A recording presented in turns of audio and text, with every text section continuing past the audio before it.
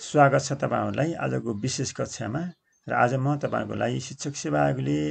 आज सोधिएको निम्न माध्यमिक तहको प्रथम पत्रको प्रश्न उत्तर लिएर आएको छु। मसँग सेट सी छ। तपाईले कतिवटा प्रश्नको सही आन्सर दिनुभयो कमेन्ट गर्न सक्नुहुन्छ। पहिलो प्रश्न छ यो सेट सी मा भूमध्य रेखादेखि उत्तर वा दक्षिणको कोणीय दूरीलाई के भनिन्छ? मसँग भएको क्वेशन चाहिँ यसमा लगाएको टिक चाहिँ गल्ती छ।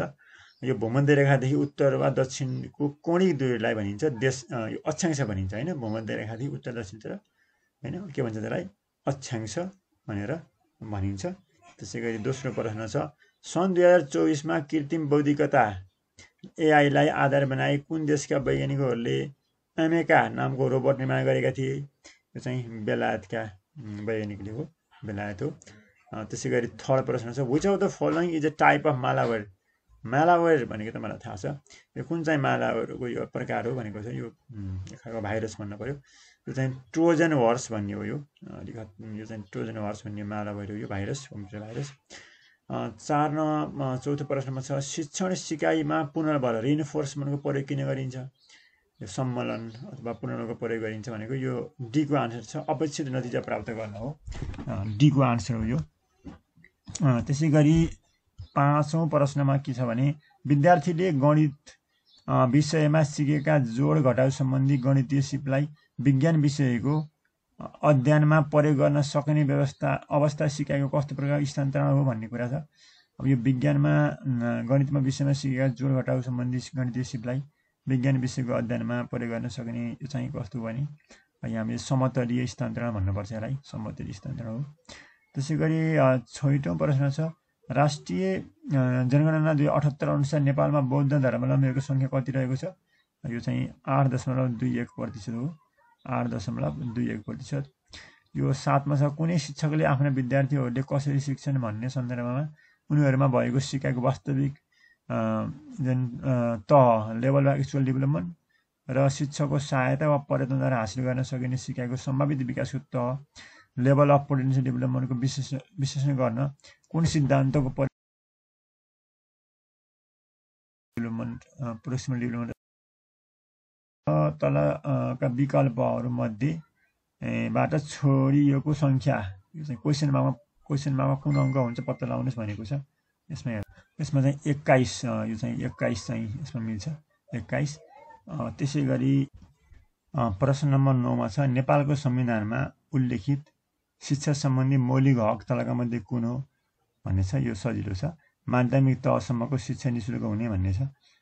10औं नम्बरमा जाउँ त हेरौँ त यसमा के छ भने 10 नम्बरको प्रश्न छ भोकमरी विरुद्ध लड्न द्वन्द्व प्रभावित क्षेत्रमा शान्तिका लागि योगदान दिन र युद्धको हतियारका रूपमा भोकमरीलाई प्रयोग हुन नदिन प्रयास गरेकोमा तलका मध्ये कुन संस्थालाई नोबेल शान्ति पुरस्कार प्रदान गरिएको थियो भन्ने छ। अब यो भोकमरी भनेपछि विश्व खाद्य कार्यक्रम WFP नै हुनुपर्छ। प्रश्न 11 मा हेरौँ विद्यालय तहको पाठ्यक्रम निर्माण तथा मूल्याङ्कन गर्ने सम्बन्धमा नीति निर्धारण गर्नको लागि गठित समितिको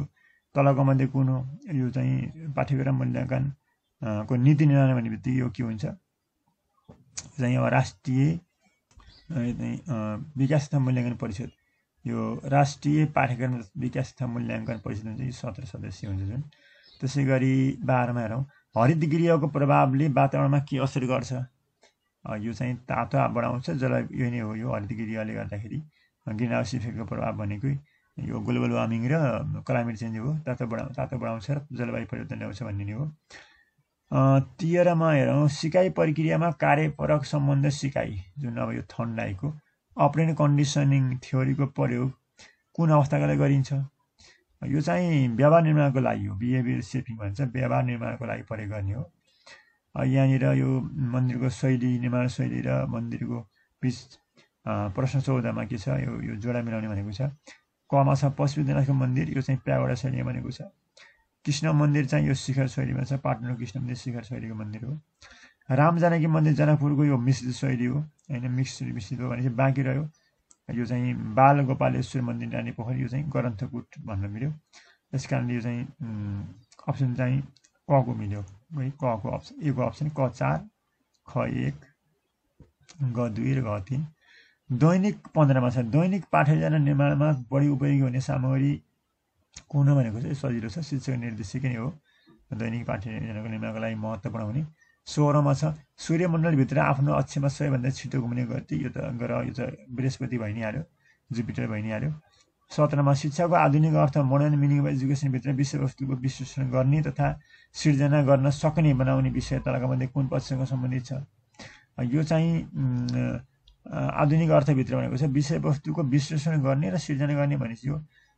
सृजनात्मक सोचाइ र समस्या समाधान हुनुपर्छ यही नै हो सीको critical thinking and problem solving हो अनि 18मा छ the gap between the people in a society who are computer literate and have access to internet and those who do not is refer to भनेको छ अब यो समाजमा कम्प्युटर साक्षर र निरक्षर बिचकोलाई भन्छ डिजिटल डिभाइड भनिन्छ योको आन्सर हो डिजिटल डिभाइड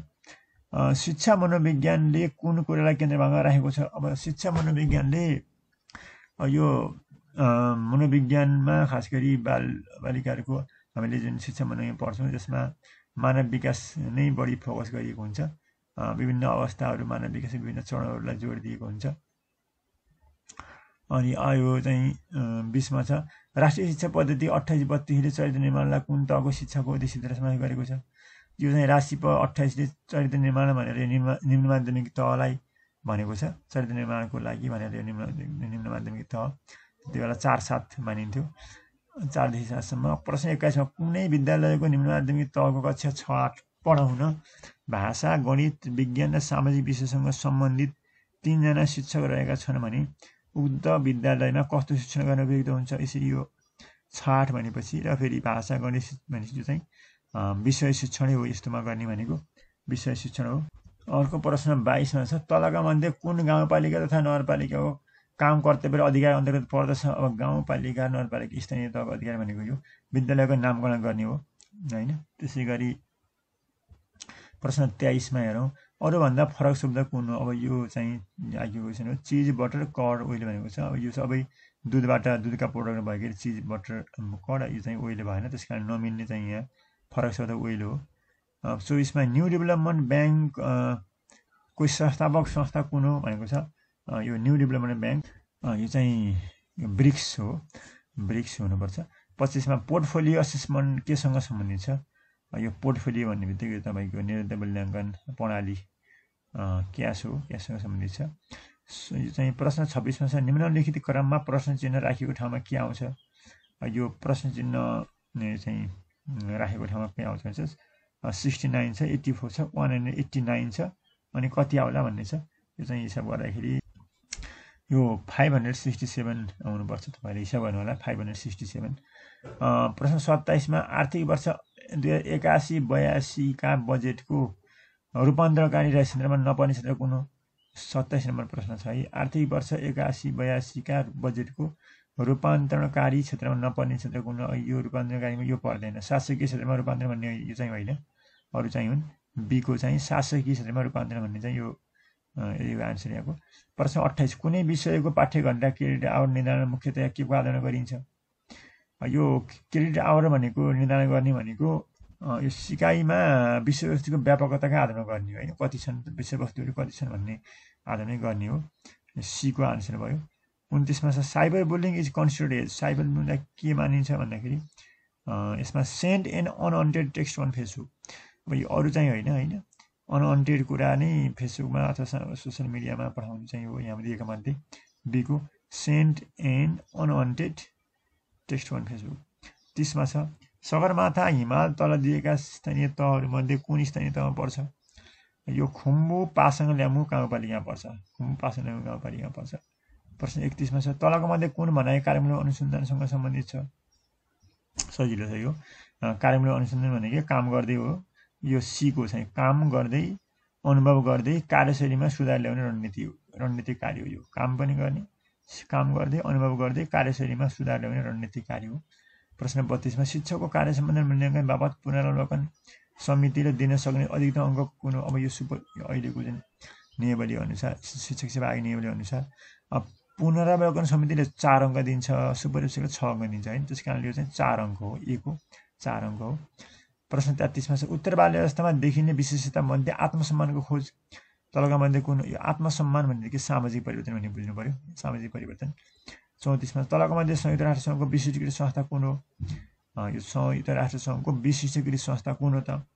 हैन यो युएनको विश्व स्वास्थ्य संगठन भयो हैन WHO भयो यो चाहिँ त्यसैगरी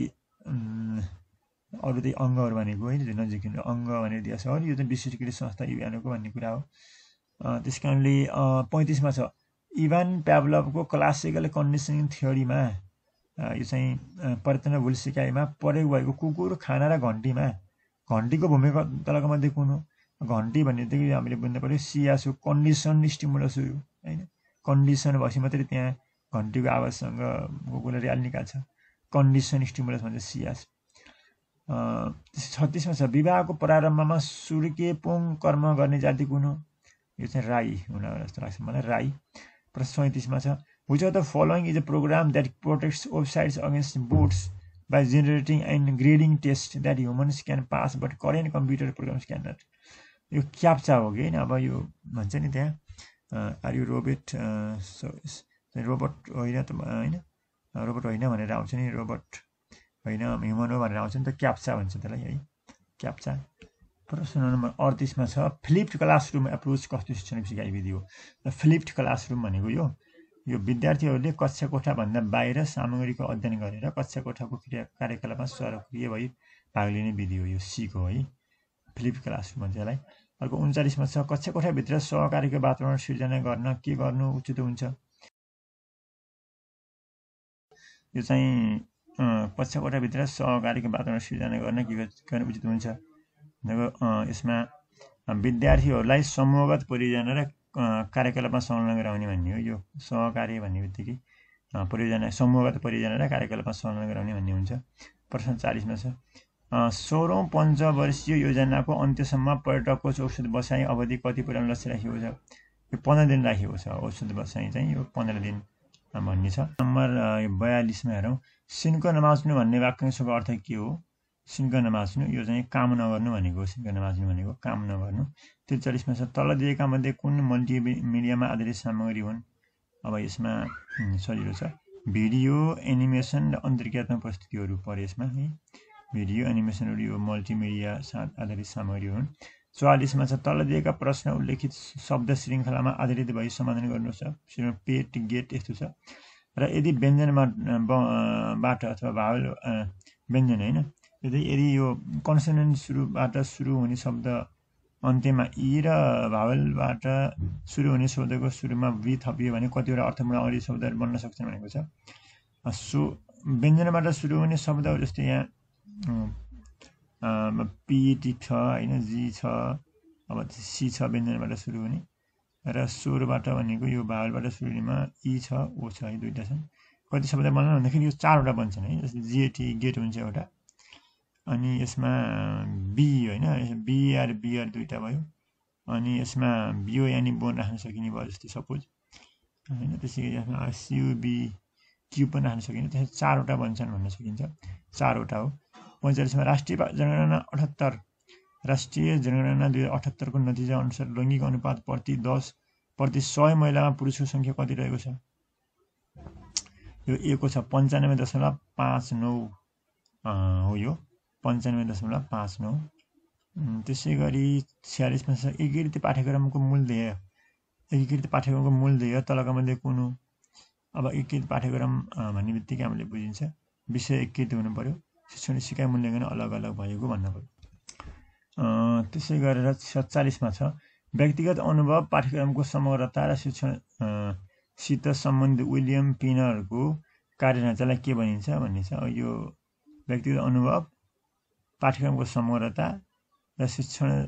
सित सम्बन्धित विलियम पिनरको कार्यढाँचालाई के भनिन्छ यो चाहिँ क्युरियर यो एको क्युरियर हो यो क्युरेरे हैन करेरे अथवा क्युरेरे 48 मा छ विश्वको सबैभन्दा ठुलो भूपरिवेशी राष्ट्र कुन हो यो काजाकिस्तान भइ नै हाल्यो सजिलो छ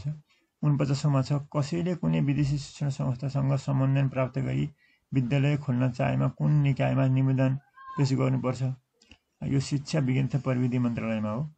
र अन्तिम प्रश्न छ नवपरिवेशी शिक्षकका लागि प्रदान गरिने तालिमको पाठ्यक्रमको स्वीकृति कसले गर्छ यो चाहिँ स्वीकृति गर्ने भनेको यो शिक्षा तथा मानव स्रोत विकास केन्द्रले हो। अहिले चाहिँ सुशील जनशक्ति विकास केन्द्र छैन, यो चाहिँ छैन। त्यस कारणले यो शिक्षा तथा मानव स्रोत विकास केन्द्र हो यसको एन्सर।